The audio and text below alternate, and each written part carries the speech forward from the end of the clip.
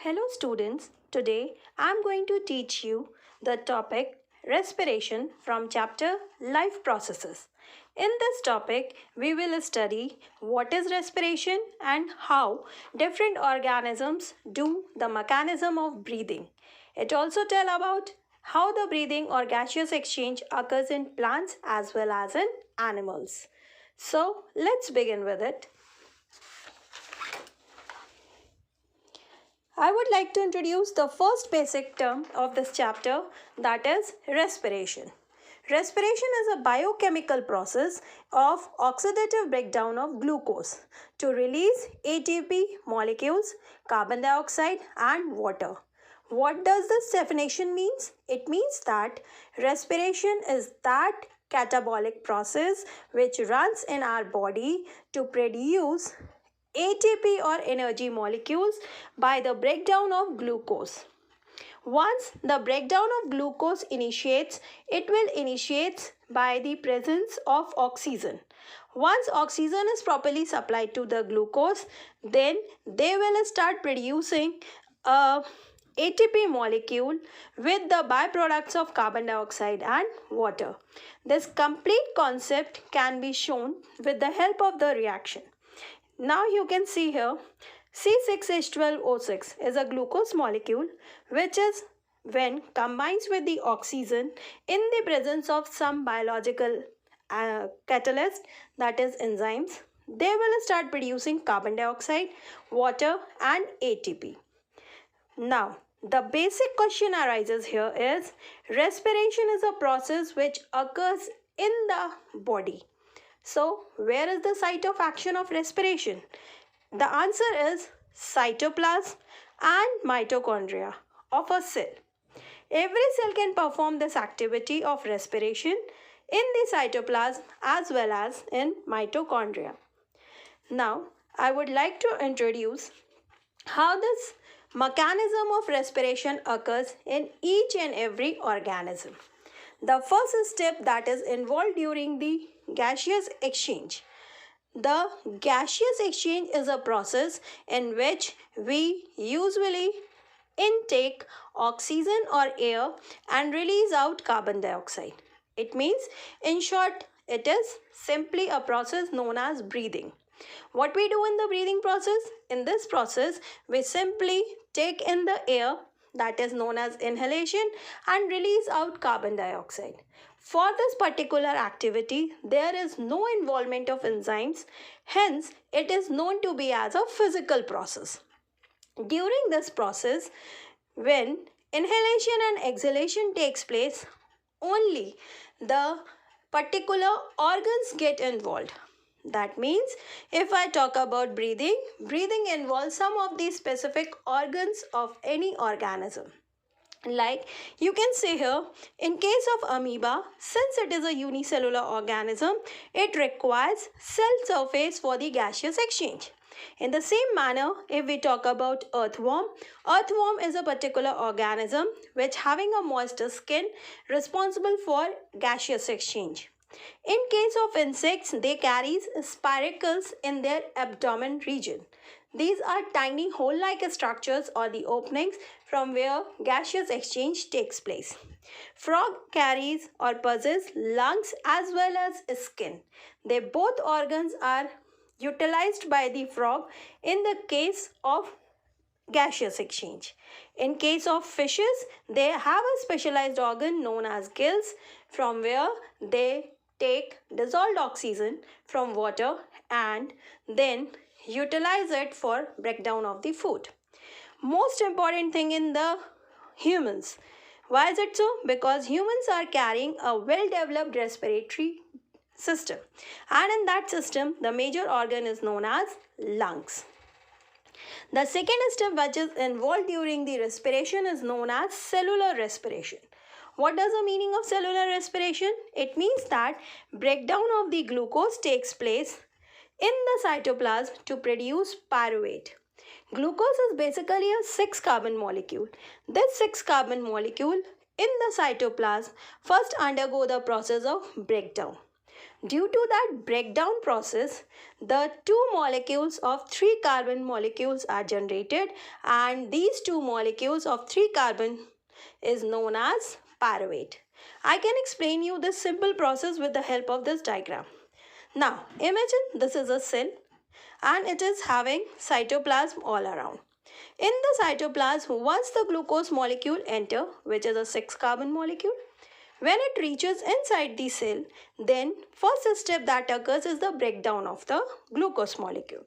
This molecule start going for the breakdown, and with the breakdown you can able to see that they can able to produce two molecules of pyruvate, which is a 3 carbon molecule.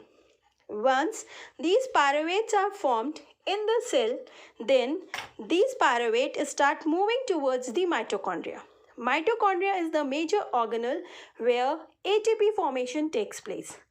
Once this pyruvate enters in the mitochondria, one cycle runs inside, that is Krebs cycle. Whatever the byproducts are formed during the Krebs cycle, they start entering into the electron transport system. This electron transport system utilize those biomolecules and start producing ATP in huge amount. This way the cellular respiration occurs. Now one more question arises from this is all organisms are showing same type of a mechanism? No, there are differences in various organisms that I would like to show you here with the help of a one flowchart.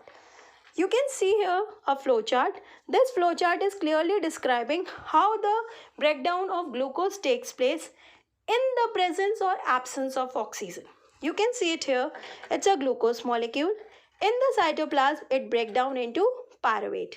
Once it is being get break down into 3 carbon molecules, that in case of yeast where no oxygen is required, due to that one, what is happening, since no oxygen is required in the yeast, they start producing ethanol and carbon dioxide along with the release of ATP.